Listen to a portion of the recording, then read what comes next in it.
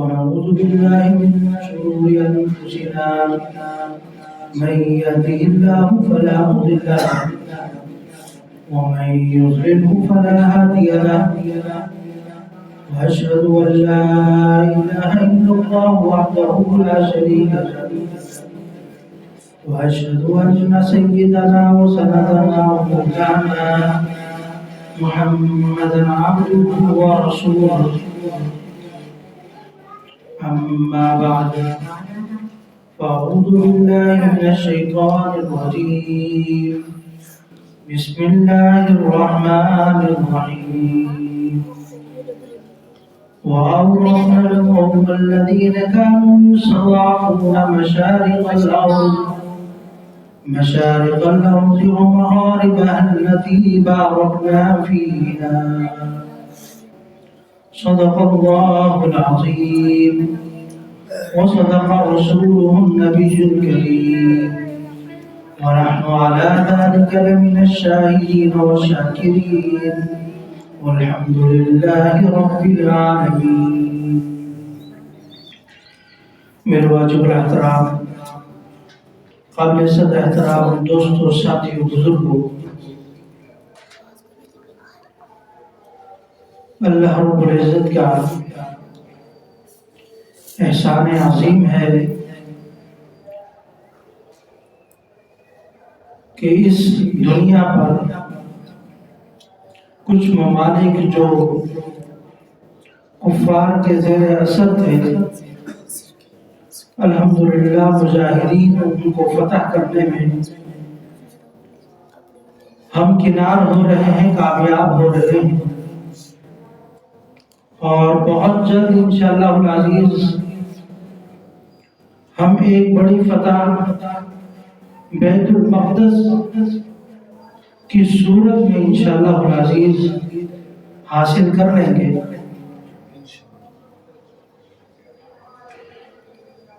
ارض شام یہ بہت ہی مقدس سرزمین ہے جس کا ذکر قرآن پاک احادیث کے اندر بھی ملتا ہے، اور اس زمین کو انبیاء کی سرزمین کہا جاتا ہے کہ یہ ایسی زمین ہے کہ جہاں انبیاء کی کثرت تھی، بہت زیادہ انبیاء وہاں پر. ایک حدیث میں ایک صحابی نے پوچھا، یا رسول اللہ بیت المقدس کی بنیاد کب رکھی گئی؟ تو آپ علیہ السلام نے فرمایا کہ پہلے کعبہ کی بنیاد رکھی گئی، اور کعبہ بنانے کے بعد 40 سال کے بعد بیت المقدس کی بنیاد رکھی گئی. دونوں کے درمیان 40 سال کا وقفہ ہے،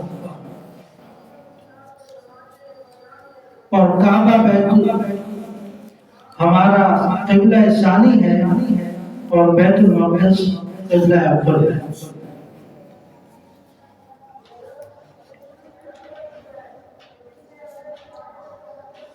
ء 1920 یا اس سے کچھ پہلے کفار اور یہودیوں کی سازش کے تحت، فرانس والوں کی سازش کے تحت یہ شام ملک 4 حصوں میں ٹکڑے ہو گیا، جس میں ایک لبنان، اردن، فلسطین اور ایک ملک سوریہ. یہ 4 ملک مل کر پہلے ایک ملک تھا جس کو شام کہا جاتا. اب یہ ٹکڑوں میں ہو کر 4 حصوں میں تقسیم ہو چکا ہے. الحمدللہ اس میں سے دمشق جس کو لبنان کہا جاتا ہے، تو اس کو مجاہدین نے گزشتہ ہفتے فتح کیا ہے، اور ایسی مساجد جس میں 50 سال تک اذان نہیں ہوئی، الحمدللہ ان مساجد میں اذان ہوئی. دمشق کی جامع مسجد عموی جس کے مینار پر حضرت عیسیٰ علیہ السلام کا نزول ہوگا۔ الحمدللہ اس مسجد میں 54 سال کے بعد اذان اور جماعت کا اہتمام شروع ہوا۔ تو یہ فتح ہے مسلمانوں کی۔ ارض مقدس ارض شام کو کیوں کہا گیا ہے، اس پر تھوڑی سی اگر احادیث کی طرف ہم جاتے ہیں تو قرآن پاک کے اندر جتنی آیات اس زمین کے لیے استعمال کی گئی ہیں، اس میں ایک لفظ ہمیں بارکنا مسلسل ملتا ہے کہ اللہ رب العزت نے اس زمین کو برکت سے نوازا ہوا ہے۔ میں نے ابتدا میں ایک آیت آپ حضرات کے سامنے تلاوت کی تھی، وَأَوْرَثْنَا الْقَوْمَ الَّذِينَ كَانُوا يُسْتَضْعَفُونَ مَشَارِقَ الْأَرْضِ وَمَغَارِبَهَا الَّتِي بَارَكْنَا فِيهَا، کہ مشرق اور مغرب سے لوگ اس مبارک زمین کی طرف جائیں گے۔ اس کی ایک اور حدیث کے اندر ہمیں کچھ اس طریقے سے وضاحت ملتی ہے کہ قیامت کے دن اللہ رب العزت ایک آگ کو پیدا کریں گے، وہ صبح شام رات مسلسل وہ آگ جلتی رہے گی،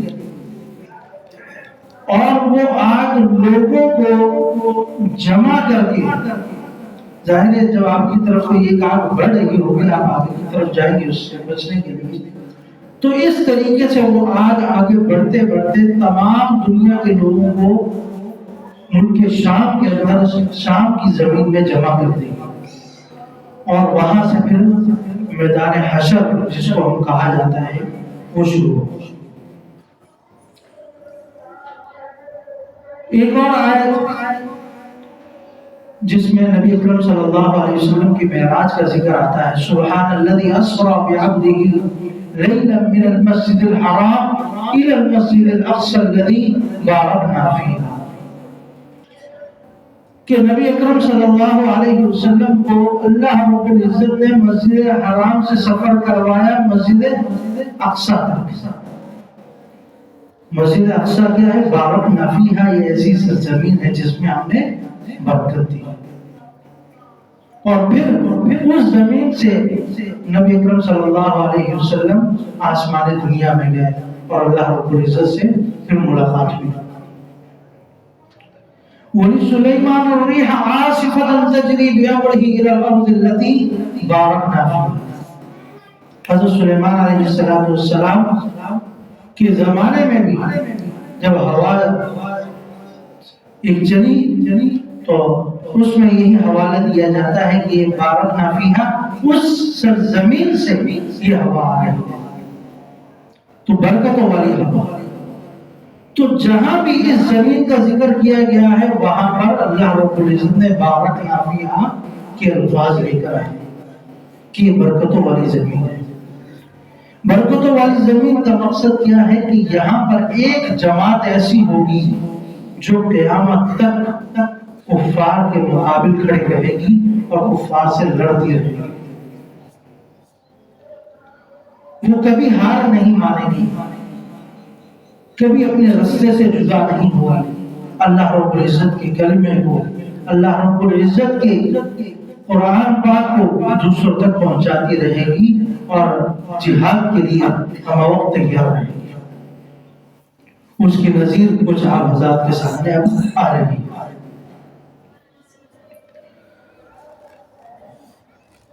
جس میں آپ نے دیکھا چھوٹے چھوٹے بچے، ہمارے بچے روتے ہیں تو ماں باپ کو پکارتے ہیں، کوئی چیز مانگتے ہیں، وہاں کے بچے جب رو رہے ہیں تو اللہ کو پکارتے ہیں۔ کتنا بڑا فرق ہے، یہ ایمانی کیفیت کا فرق ہے، اس زمین کی برکت کا فرق ہے، وہاں کے لوگوں کے رہنے والوں کے رسم و رواج کی وجہ سے وہ چیز بچوں کے اندر ہے۔ شاید ایک بچہ صحیح طور پر بات نہ کرتا ہو، اپنے معافی ضمیر کو بیان نہ کر سکتا ہو، لیکن وہ بھی اللہ کو پکار رہا ہے، نعرہ تکبیر کے الفاظ یا اللہ رب العزت کی صدائیں بلند کر رہا ہوں۔ یہ وہ برکتیں ہیں جو اللہ رب العزت ہمیں دکھا رہے ہیں کہ جن کے گھروں میں ایک پورا گھر، پورا علاقہ، پورا ملک اجڑ گیا۔ آپ 2 سال پہلے کی تصاویر اتاریں، 2 سال پہلے کی وہاں کی کوئی مووی آپ کے پاس ہے، کوئی اس طرح کی ویڈیو آپ کے پاس ہے، دیکھنے وہ ملک کتنا خوبصورت ہے، پاکستان سے زیادہ خوبصورتی تھی وہاں سے، دیکھنے میں وہ پاکستان سے زیادہ مستحکم نظر آتا تھا۔ بڑی بلڈنگیں، صاف ستھری شاہراہیں، ہر چیز ایسے محسوس ہوتی تھی کہ اپنی جگہ پر مکمل طور پر ٹھیک، لیکن سارا کا سارا کھنڈر بنا دیا گیا۔ ملک تو ختم ہو گیا، لیکن ان کے دلوں سے اسلام کی قوت کو ختم نہیں کر سکتے، اسلام کی روحانیت کو ختم نہیں کر سکتے۔ آج وہی نتیجہ ہے کہ ایک ماں اپنے 4 بچوں کے جنازے اٹھائے رکھے اور اس وقت وہ اللہ رب العزت کی صدائیں بلند کرے، نعرہ تکبیر کے نعرے بلند کر رہی ہے، اور پھر وہ یہی کہتی ہے کہ میرے یہ 4 بچے ہیں، اگر یہ 10 بچے ہوتے تو 10 کے 10 اللہ کی راہ میں قربان کر دیا۔ یہ مناظر آپ نے دیکھے ہوں گے یقیناً۔ سوشل میڈیا کا زمانہ ہے، ہمارا بکا ہوا میڈیا تو نہیں دکھاتا، لیکن سوشل میڈیا پر آپ دیکھ سکتے ہیں۔ آج یہاں کسی گلوکار کو 40 سال مرے ہوئے ہو جائے تو سارا دن اس کے بارے میں خبر چلتی رہتی ہے کہ فلاں گلوکار کو 40 سال ہو گیا، وہ مرا ہوا، اس کی خبر چلائیں گے، لیکن کوئی ملک اگر مجاہدین نے فتح کر لیا تو اس کی خبر نہیں چلے گی۔ جنہوں نے دشمنان صحابہ اور یہودیوں کے اعلی کار، جن کے ظلم و ستم سے سنی مسلمان اور اہل حق کئی سالوں سے ایک دردناک اذیت میں مبتلا تھے، ایسا ظلم کیا گیا کہ 15 سال سے مجاہدین کو ایک قبروں میں، اندھیرے میں، ایک گڑھے کے اندر رکھا گیا، انہوں نے روشنی نہیں دیکھی۔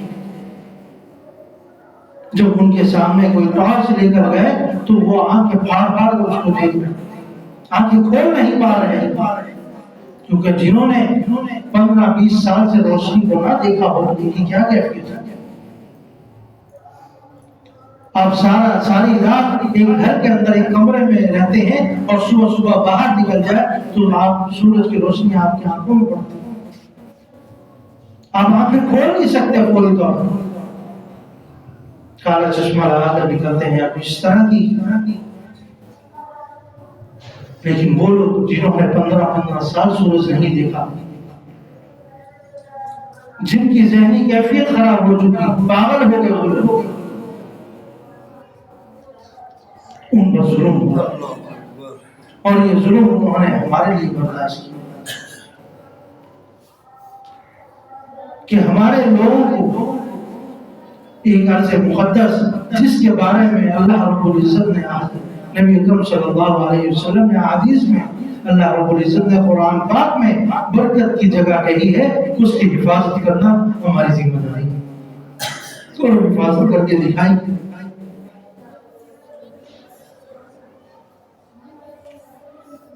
اب جن علاقوں کو اسرائیل نے کسی حد تک فتح کر لیا ہے تو اس کی کوشش یہ ہے کہ اس کو بالکل ختم کر دیا جائے، وہ برابر کرنا چاہتا ہے، اسے یہ ڈر ہے کہیں مجاہدین نے زیر زمین سرنگیں نہ بنائیں گے، آنے والے وقتوں میں ہمارے لیے نقصان ہو جائے، تو باقاعدہ کرینوں کے ذریعے کھدائی کروا کے اس کو برابر کر رہا ہے۔ اتنا خوف مسلمانوں سے، اگر مسلمان متحد ہو جائے، اتحاد پختہ ہو جائے تو کوئی ان کے مقابلے نہیں آ سکتا۔ یہ نبی اکرم صلی اللہ علیہ وسلم کی فتوحات ہمارے سامنے ہیں۔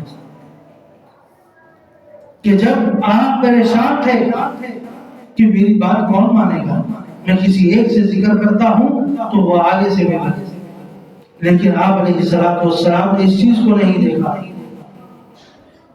آپ نے کہا تم میری بات کو تسلیم کر لو، دوسرا کرتا ہے یا نہیں کرتا مجھے اس کی پرواہ نہیں.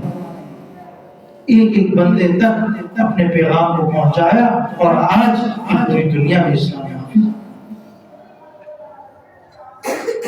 یہ آپ علیہ السلام اور صحابہ کرام کی محنت نتیجہ ہے ان کا، اور اس کے بعد ان کے وارثین مجاہدین کی صورت میں. تو ہمارے پر لازم ہے کہ ایسے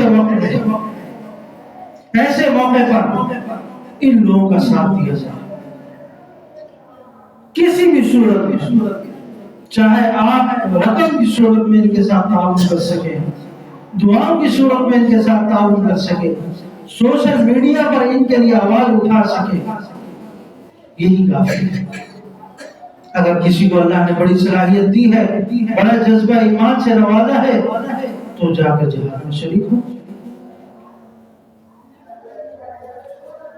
آج ملک پاکستان میں آپ مدارس کے حوالے سے سن رہے ہیں جو باتیں چل رہی ہیں،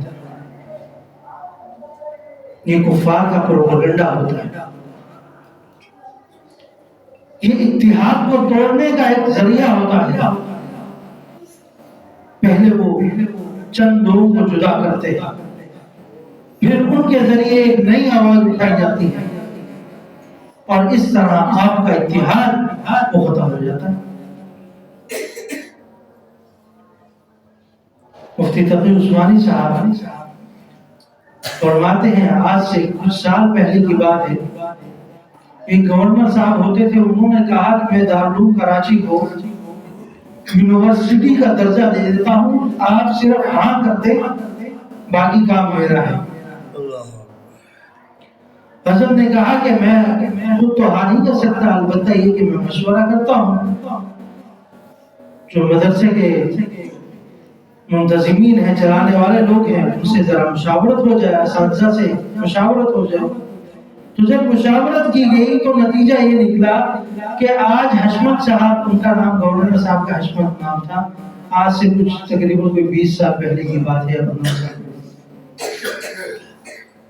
تو اس وقت انہوں نے کہا کہ یہ گورنر تو ہمارے مزاج کے مطابق ہے، ٹھیک ہے، لیکن خدا نخواستہ جب یہ کل چلے جائے اور ان کے بعد کوئی نیا آ جائے اور وہ اپنی پالیسی کو لاگو کرنا چاہے تو پھر ہم کچھ نہیں کر سکیں گے، کیونکہ پھر کسی کے زیر اثر آ جائیں گے.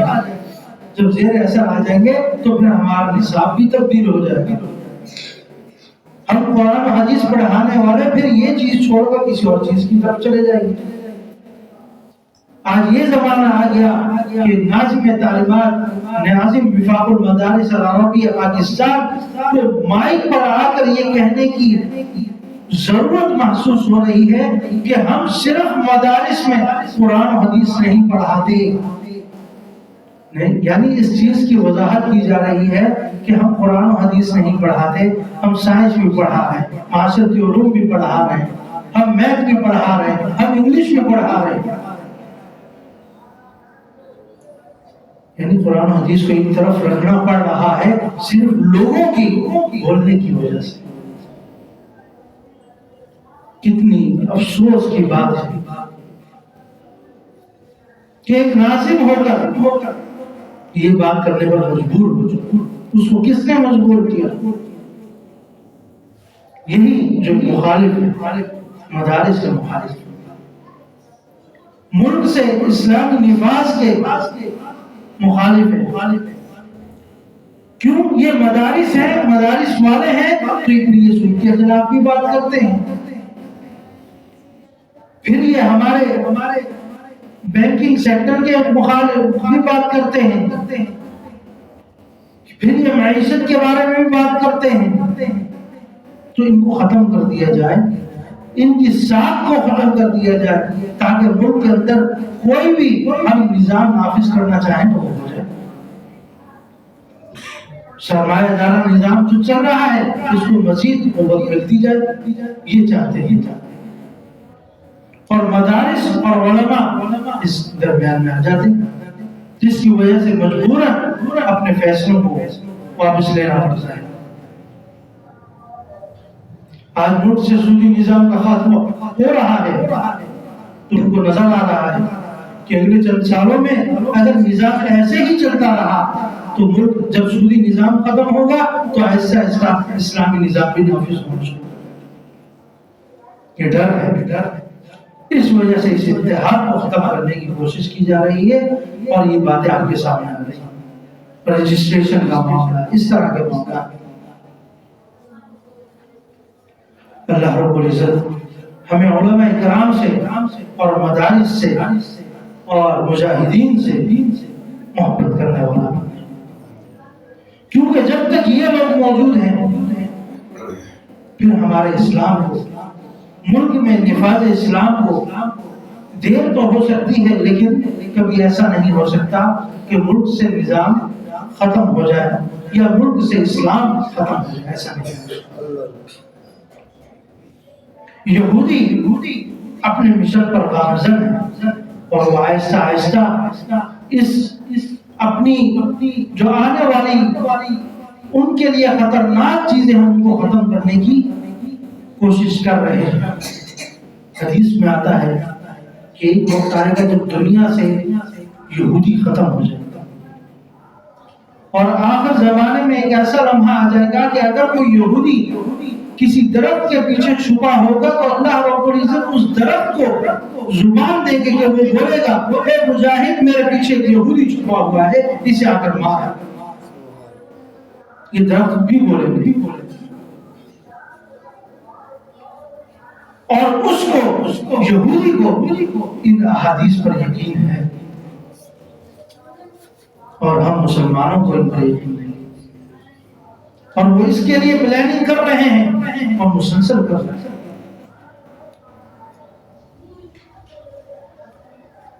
اور ہمارے اتحاد کا آپس میں نہ ہونا اس کی بنیادی وجہ یہ ہے کہ ہم قرآن و حدیث کو بالکل ایک اضافی چیز سمجھتے ہیں. قرآن، نماز، قرآن احکامات کی مسجد تک محدود ہے، باہر کی زندگی ایک الگ ہے، مسجد کی زندگی ایک الگ ہے. کسی بچے کو مدرسے میں بھیجتے ہیں تو یہ سمجھتے ہیں کہ اس سے اب دنیاوی کوئی مقاصد ہمیں نہیں ہے، حالانکہ یہ غلط ہے. وہی بچہ آپ کی دنیا بنانے والا بھی ہے، وہ آپ کی آخرت بنانے والا ہے. اور آج اس کی واضح مثالیں آپ کے سامنے ہیں.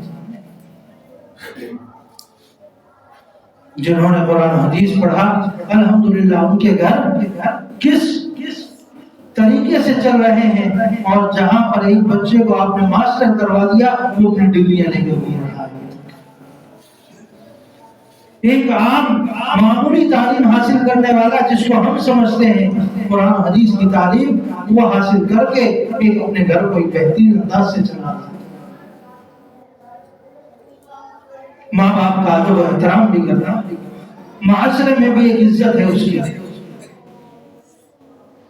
لیکن اس کے برعکس دوسرا جو ہے وہ مجبور ہے کہ وہ ایسا کام کریں جس سے اس کو چند پیسے مل سکیں. اللہ رب العزت عمل کی توفیق عطا فرمائے، اور مدارس اور مساجد اور علماء کرام سے، مجاہدین اسلام سے ہمیں محبت کرنے والا بنائے. وما علینا الا البلاغ.